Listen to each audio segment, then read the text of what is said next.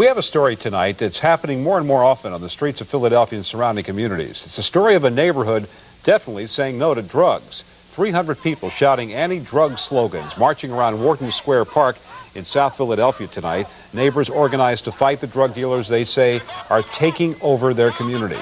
Community leaders say they will stay all night if necessary to drive the drug dealers out.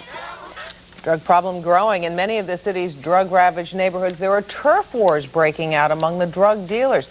They're fighting to keep their hold on the drug trade and the profits. Tonight we get a rare look at this battleground. Pat Battle rides with police officers in the 19th district where the turf war is costing lives. From a half block away, West Philadelphia police officer Tyler Bullock had spotted a man with a gun. I hope that's a toy. Come here. And this time it was. You think we could determine whether this is real or plastic at night? No. You sitting here shining it? Especially if there's somebody that wants this corner. There are plenty of street corners in West Philadelphia, and many of them are virtually corner stores for a lucrative drug market. Police say the fight for control of prime real estate, which can rent for $3,000 a day, has sparked a turf war in Philadelphia, West Philly in particular. And they had an enforcer out here.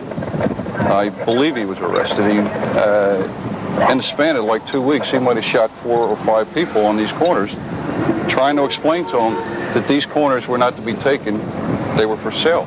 Those turf wars are being fought on and over prime street corners, where on a good night a dealer can bring in as much as $30,000 cash. And here on the West Mill Creek playground, which has become more like a battleground of late, as young urban bandits fight for control of prime territory. A violent group of individuals, and there's no empathy for the community or senior citizens or children. It's the bottom line is greed, money, and who's going to control the neighborhoods. I have reported reports of gunfire in a neighborhood and pulled up on location and may see 200 spent shells in one pile on the highway. And some of those bullets have found their marks. 3 weeks ago, a 23-year-old named Brock White was gunned down as he drove through the area police say he once controlled. I don't know who's going to take his place. There's always a new player, somebody else that likes the power. Since January 1st, there have been 9 drug-related murders in the 19th police district alone. Citywide, of 135 homicides so far this year, 53 of them are drug-related. That's about 40%. I guess somebody just want to get out their car or something, just want to start some war. I don't know. I guess they just want to get out and start bang, bang, start shooting, but not around here. And that's not a war? No, it's not a turf war, no. Police say the victims and their killers appear to be from opposing factions, the Junior Black Mafia, Jamaican posses, or just loosely organized corner boys. You got ID say you live there? Yeah, right. Move.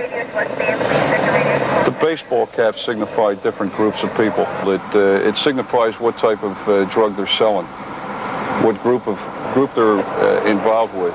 Different caps for different corners. At the West Mill Creek playground, one group controls the benches, another the basketball courts, a third the swing set. Residents say the street lights were shot out long ago. I don't know where it's going to end. This summer is going to be very hot.